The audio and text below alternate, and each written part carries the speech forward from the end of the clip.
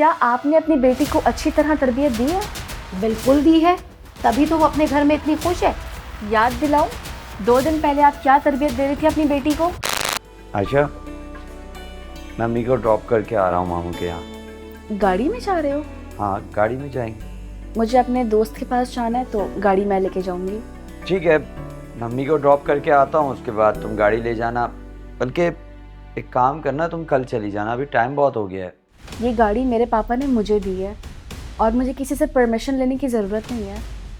और तुम तो ऐसे बोल रहे हो जैसे ये गाड़ी तुमने अपने पैसों से खुद खरीदी हो।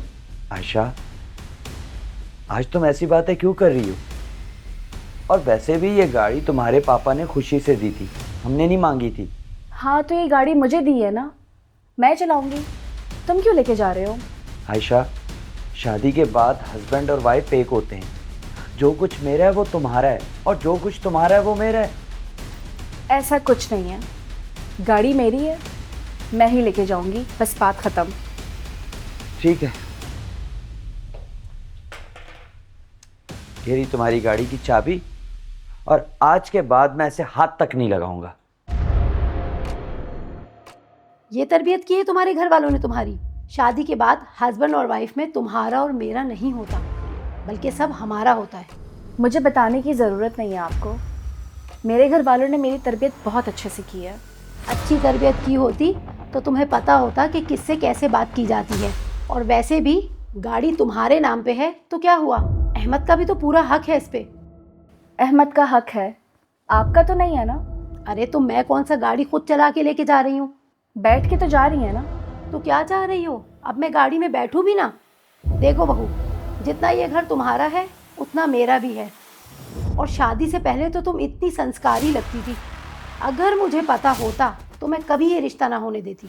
मेरे घर वालों को छोड़िए, आप बताएं, क्या आपने अपनी बेटी को अच्छी तरह तरबियत दी है? बिल्कुल दी है, तभी तो वो अपने घर में इतनी खुश है। याद दिलाओ, 2 दिन पहले आप क्या तरबियत दे रही थी अपनी बेटी को?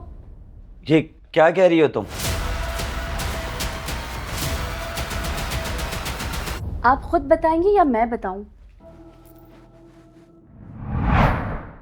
अरे तो कैब से क्यों गई, गाड़ी से चली जाती। वो गाड़ी अहमद भाई लेके गए थे, पापा को गांव जाना था। तो वो कैब से जाते ना, गाड़ी हमने तुम्हारे आराम के लिए दी है, क्या फ़ायदा कि तुम कैब में घूमती रहो। लेकिन अम्मी, उनका जाना ज़रूरी था। अगर अब मांगे ना तो साफ मना कर देना। इसे कैसे मना कर दूं? मेरी बात मानोगी तो सुखी रहोगी। ठीक है।